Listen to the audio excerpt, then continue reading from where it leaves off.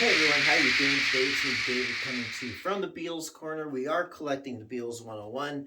This is the fifth in a series of shootout videos of different versions, different pressings of a particular Beatles album. And today we're talking about the second film they made, the one in color, because they made one in black and white and one was colored.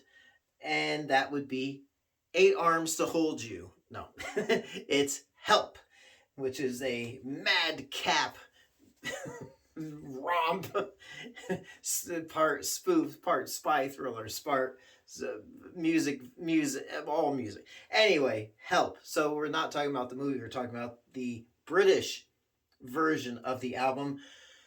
And I'll show you what the contenders are and what I think of them.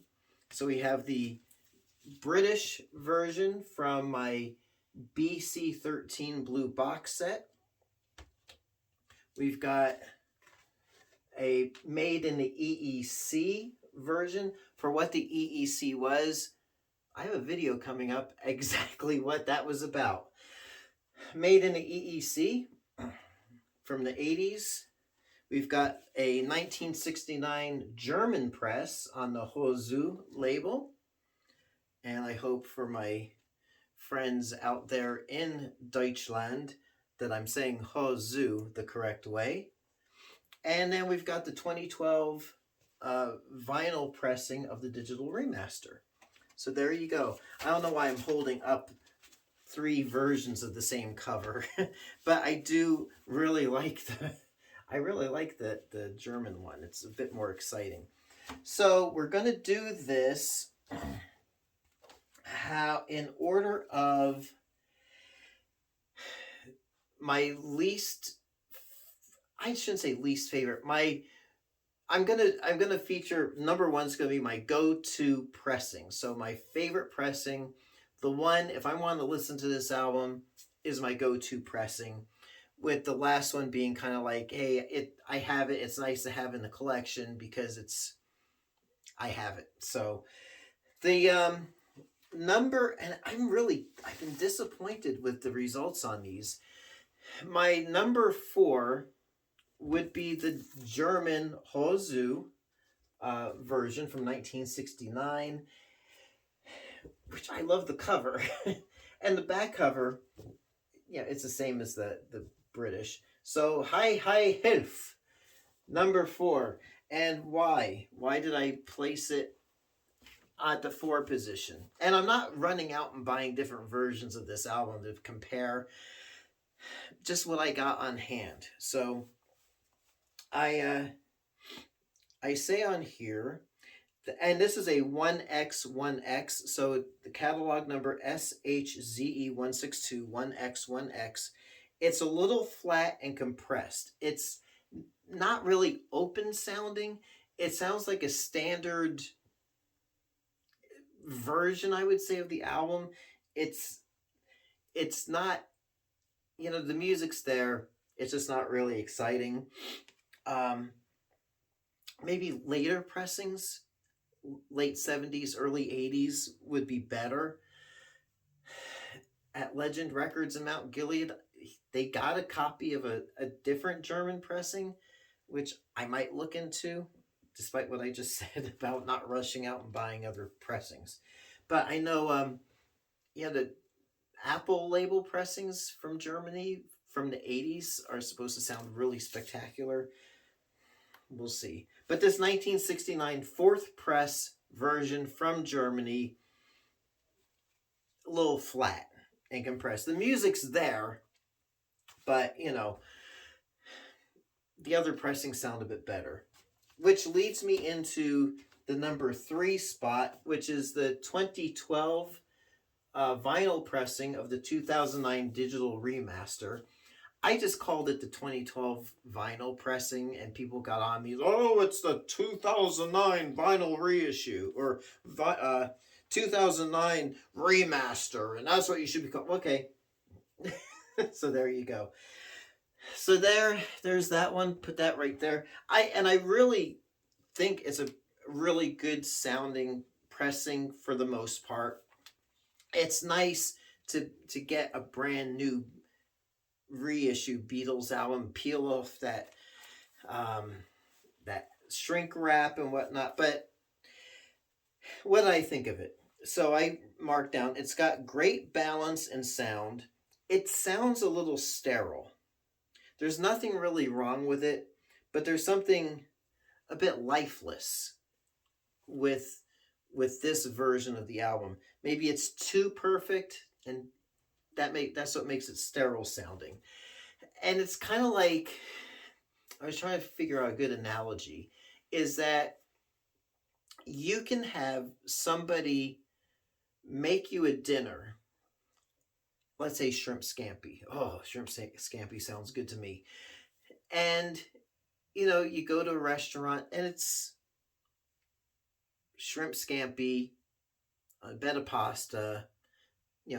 Nothing wrong with it. It tastes good.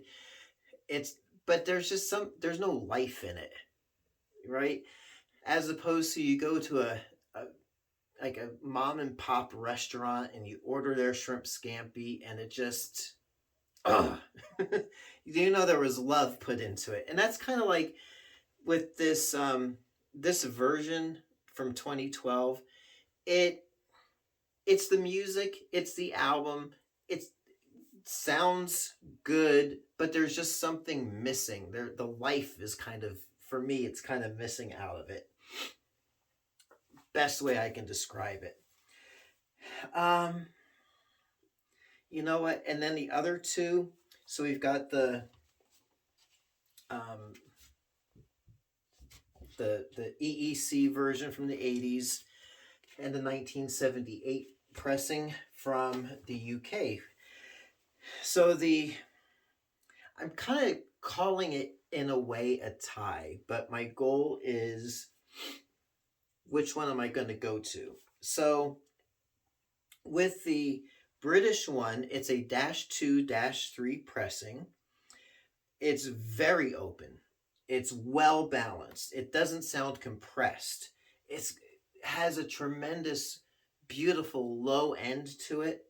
And the treble, it's not overbearing. You hear some music and that treble is just, it pierces through your skull.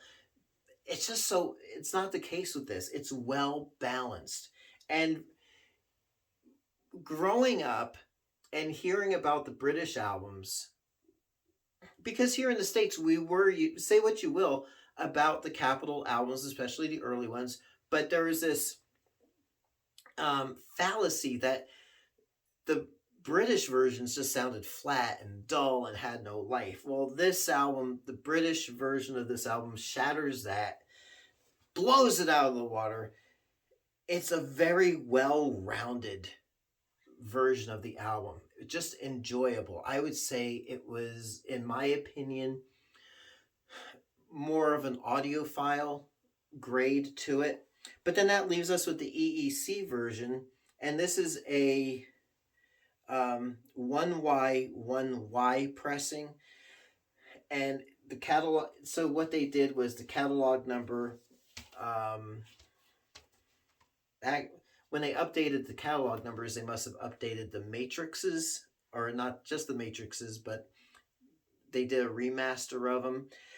So we've got a 394551Y on side 1, a 39456 on side 2. In my opinion, the EEC version sounds just as good as the British. It's very open, very well balanced. I really couldn't tell the difference between the 1978 British and the 1980s EEC pressing I got back in the mid 80s. I can't tell the difference really between them to my ears. And so because of that, I guess my go-to copy would be the EEC version, only because I want to keep the British one as minty fresh as possible. So there you are. The EEC version wins out only because It sounds just as good as the British to me, just as enjoyable, just as well-rounded, but I want to keep that British one as mint fresh as I can. It's not mint anymore because it's been played once. And that's the thing with this box set. It seems like none of these albums have ever been played. Or if they have, maybe once. The spindle holes are tight and the vinyl's pristine. And anyway, so there you go.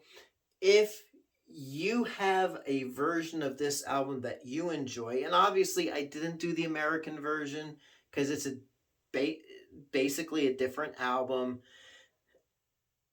I didn't want to try and compare just the songs off of that, but you know, there you go. So if you have a version that you enjoy hearing, that you think I would really enjoy, the sound quality, let me know in the comments. I might seek it out, look for it, and we'll check that out. All right. So there you go. Help. Next up's going to be Rubber Soul in this shootout. So I'm looking forward to going through how many copies of Rubber Soul and Revolver do I have? I mean, and I've done a shootout on Revolver already. Now I've got another couple of versions to add to that. So anyway, I'll leave it there. Until next time, it's me, David, coming to you from the Beatles Corner. We are collecting the Beatles 101. We'll catch you on the flip side, and thank you so much for watching.